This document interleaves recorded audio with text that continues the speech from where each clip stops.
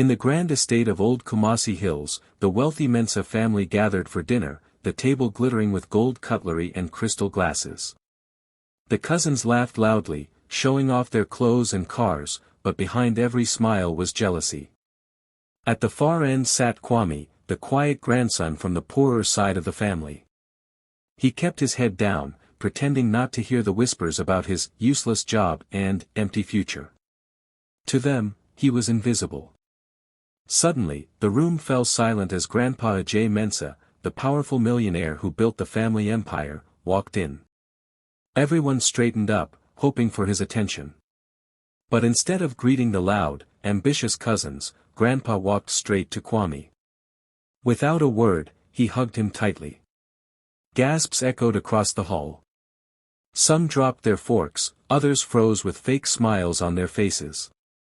Grandpa whispered, "Hope you're enjoying it, grandson," and slipped something into Kwame's hand before returning to his seat. When Kwame looked down, he found a black card with his name carved in silver. The cousins exchanged furious stares, the room buzzing with jealousy. Later that night, curiosity pushed Kwame to test the card. To his shock, it unlocked access to his grandfather's entire empire, every account, every hidden asset, every share. By morning, the forgotten grandson had become the heir. Whispers spread, chaos erupted, and the same family that mocked him now begged and plotted. But Grandpa's voice silenced them all. "I choose the one who knows hunger. He will not waste the wealth." And from that night on, nothing was ever the same. The loud laughter at the dinner table suddenly melted away as the sound of footsteps echoed through the great hall. Grandpa Ajay Mensah was entering. Though his body was old and his steps slow, there was something about him that commanded silence. He was the man who had turned cocoa into gold, who had turned diamond dust into an empire. Everyone in that room lived off the shadow of his success, and they all knew it. Instantly, all the fake smiles sharpened, every greedy eye focused on him, waiting for even the smallest nod of approval. The cousins sat up straight, fixing their suits and dresses. The uncles tried to look serious, the aunties froze mid-whisper. Everyone wanted to be noticed. Everyone wanted to be chosen. But Kwame kept his head down. He had learned long ago that when people laughed at him, it was better not to respond. He stared at his empty plate, praying his grandfather would pass him by. The cousins were already grinning wide, their eyes bright with expectation. Kofi, Kwame's older brother, leaned forward in his chair, certain he would be the one Grandpa favored. Then something no one expected happened. Grandpa walked past them all. He ignored the flashy cars, the expensive suits, the loud stories of success. He stopped right in front of Kwame. The entire room froze. And then, in the softest but strongest way, Grandpa bent and pulled Kwame into his arms. The air cracked with shock. Gasps filled the table. Some cousins almost choked on their food. Others blinked like they were dreaming. Grandpa Ajay Mensah, the king of the family, had chosen to hug the one they all mocked. Kwame's heart raced. He didn't understand what was happening. For a moment he thought it was a mistake, but Grandpa's hand rested firmly on his back as if to say, "This is no accident." When Grandpa finally pulled away, his eyes glimmered, and he whispered only for Kwame to hear, "Hope you're enjoying it, grandson." His voice carried both warmth and weight, as if there was more meaning hidden behind those simple words. Then, with a slight movement, Grandpa slipped something into Kwame's palm. It was small, smooth, and heavy. Kwame quickly closed his hand around it, afraid the others would see. Grandpa patted his shoulder once, firmly, before walking to his seat at the head of the table. The cousins were stunned. The uncles exchanged worried looks. The aunties pretended to smile, but their eyes betrayed their anger. Kofi's jaw tightened, his fists clenching under the table. Kwame slowly opened his hand under the cloth, his eyes widening at what he saw. A black card, shining faintly, with his name carved in silver. And in that silent moment, the balance of power in the family began to shift. The moment Grandpa's arms wrapped around Kwame, the whole room seemed to stop breathing. No one had expected it. The sound of forks and knives clattering to the floor echoed as jaws dropped. A few cousins froze mid-bite, their mouths hanging open, while others looked as if they had just swallowed poison. In all the years of family dinners, Grandpa had never shown open affection to anyone, not even the most successful of his children. And yet here he was, holding the quiet, overlooked grandson who was usually invisible at the edge of the table. The air turned heavy, as if everyone could feel power shifting right before their eyes. Kwame's body stiffened in shock. He wasn't used to being noticed, let alone embraced by the man everyone feared and admired. He smelled Grandpa's cologne, a mix of age and authority, and heard his voice close to his ear, soft but deliberate, each word landing with meaning. "Grandson, hope you're enjoying it." To everyone else, it sounded like nothing, but to Kwame, it was strange, almost like a hidden message. Before he could process it, he felt something slip into his hand. Grandpa's grip was firm, pressing it into his palm as if sealing a promise. Then, without another word, Grandpa turned and walked back to his seat at the head of the table, calm and steady, while the family sat in shocked silence. Kwame's hand trembled as he kept it hidden under the tablecloth. His cousin's eyes burned holes into him, their fake smiles gone, replaced with raw anger. He could feel the weight of their stares, every one of them wondering why Grandpa had chosen him. Kofi, his older brother, looked ready to explode, his jaw clenched tight, muttering something under his breath. Kwame finally dared to open his hand just enough to see. His breath caught. There it was, a matte black card, smooth and heavy, his own name engraved in silver letters that shimmered under the light. The world around him blurred. The laughter, the whispers, the clinking of glasses, all of it faded. His mind spun with questions. Why him? What did the card mean? Why in front of everyone? He wanted to hide it, to disappear, but he knew the damage was already done. Every cousin had seen the exchange, every uncle had noticed the deliberate gesture. The table was no longer about food or family. It had become a battlefield, and with one hug, Grandpa had placed Kwame at the very center of it.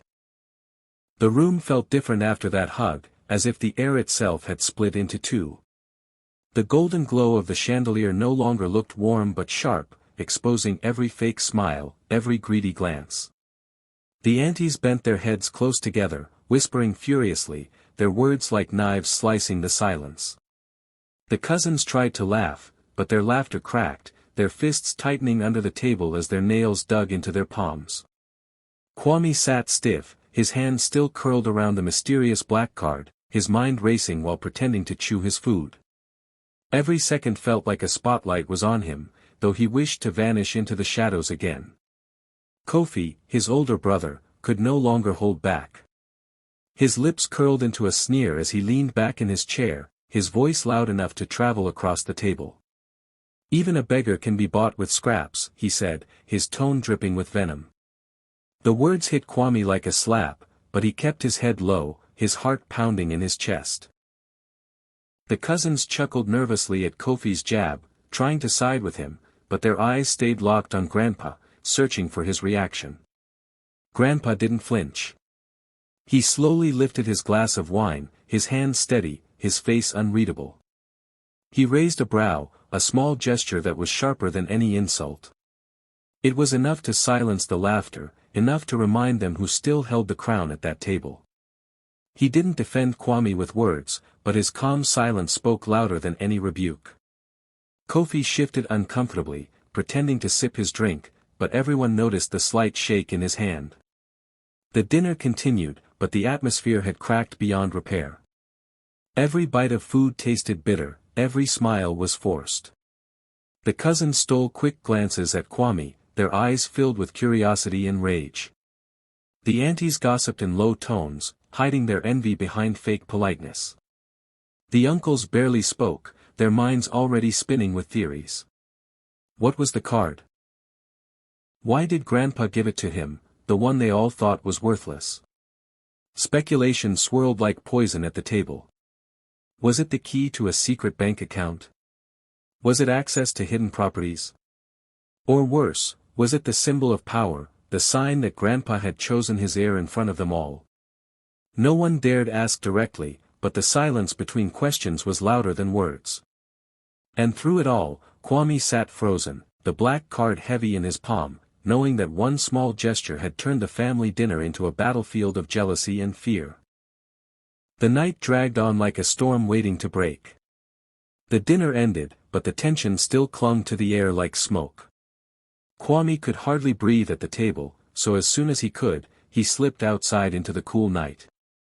The garden was quiet, the hum of crickets mixing with the faint glow of the estate lights. His heart pounded as he pulled the black card from his pocket, its silver letters catching the moonlight. He turned it over in his hand again and again, his mind racing with questions. What could this card possibly mean? Why him? Why now? Curiosity burned too strong to ignore. With shaky fingers, Kwame pulled out his phone and tapped the card gently against the screen. For a moment, nothing happened. Then suddenly, his phone lit up with a strange glow, and lines of access began to appear. He blinked, thinking it was a mistake. But the more he looked, the more impossible it became to deny. Account numbers, property deeds, secret bank vaults, controlling shares in companies across the world, all linked to the name on that black card. His name. Kwame's breath caught. This wasn't just a luxury account like the cousins were guessing. It wasn't a gift card, or a small inheritance. It was a master key, a doorway into the very heart of a J. Mensa's empire. Every hidden transaction, every private investment, every strand of the family's vast fortune, unlocked at his fingertips. His phone buzzed with notifications, each one confirming a truth he could barely believe: Grandpa had made him the owner, the controller, the heir. Kwame sat down on the stone steps of the garden, his legs too weak to hold him.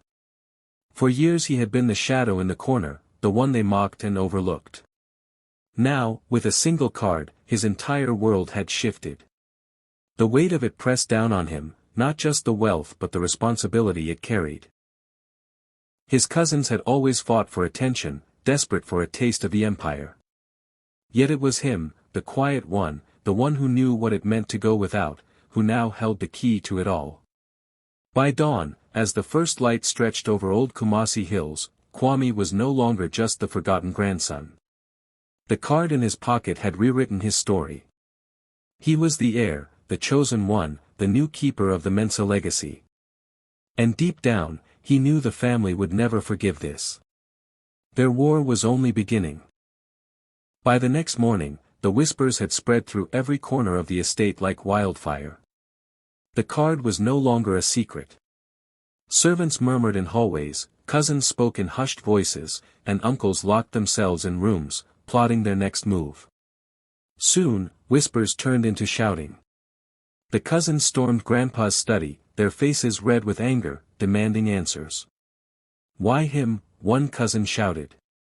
"He has nothing, he's nobody." Another slammed his hand on the desk, claiming the empire belonged to the real heirs. Their voices rose so loud the walls seemed to shake with their greed. Behind closed doors, uncles gathered, their minds working like vultures circling prey. They muttered about legality, about wills and signatures, about ways to strip the card from Kwame's hands. "He cannot run an empire," one hissed. "He will ruin us all." They spoke not with concern for the family but with fear of losing their own comfort.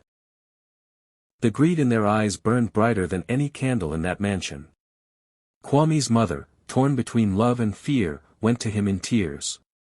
She grabbed his hands and begged, her voice trembling, "Please, my son, give it back. Let it go. Do it for family peace. Do it so there is no blood between you and them." Her words pierced his heart, but the weight of the black card in his pocket reminded him of the choice already made. Finally, Grandpa summoned them all to the great hall. The room filled with restless murmurs, but the moment he entered, silence fell. His cane tapped against the floor as he stood tall, his voice sharp and clear. "For years, you have eaten from my sweat," he began. You mocked the boy who carried my humility. You laughed at his struggles, you called him worthless. Yet he is the only one who knows the value of hunger. He alone will not waste the wealth. His words cut deeper than any sword. No one dared to move. The cousins stared at the floor, the uncles clenched their jaws, the aunties exchanged nervous glances. And in the center of it all, Kwame sat still, his back straight, the black card heavy but shining in his pocket. He did not speak, but his silence spoke louder than their noise. The balance of power had shifted, and every person in that room knew it. The heir had been chosen, and nothing they did could undo it. The days that followed were filled with chaos.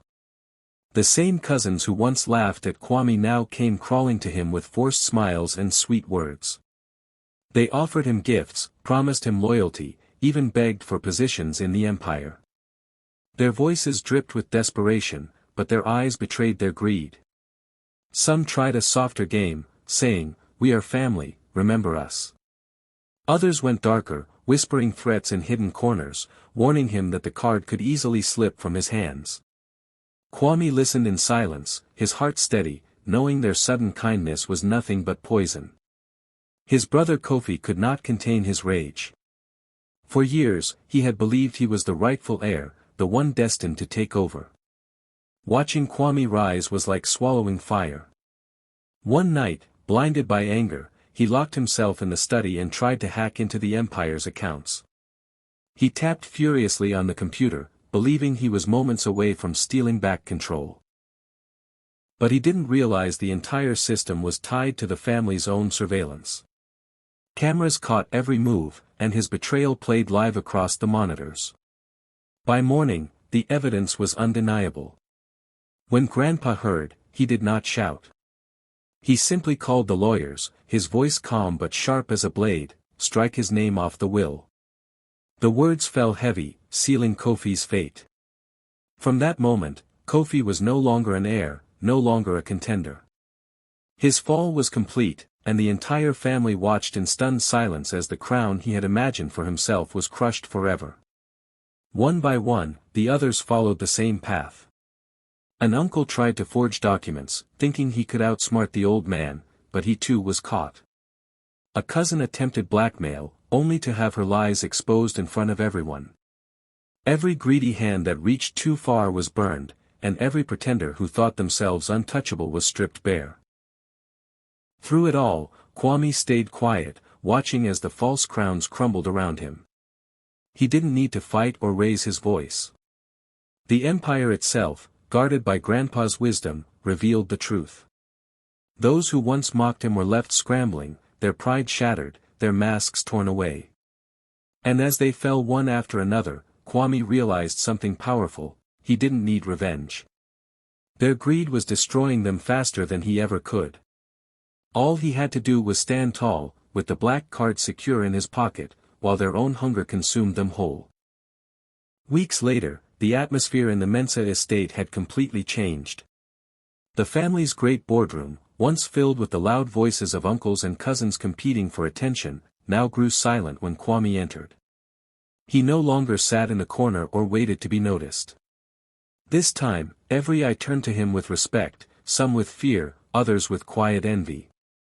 The same uncles who once mocked him now rushed to pull out chairs for him, bowing slightly as if to erase their past insults. The cousins who used to call him worthless kept their heads low, their arrogance replaced with forced humility. Kwame took his seat at the head of the table, but his heart was not filled with revenge. He didn't gloat, he didn't remind them of their cruelty. Instead, he thought of the streets he had walked as a boy, the hunger he had endured, the people who still lived in the shadows of wealth without ever touching it. With the empire now in his hands, he made choices that shocked the family. He redirected millions into schools, housing projects, and hospitals. He poured resources into the very communities that once looked at him as one of their own.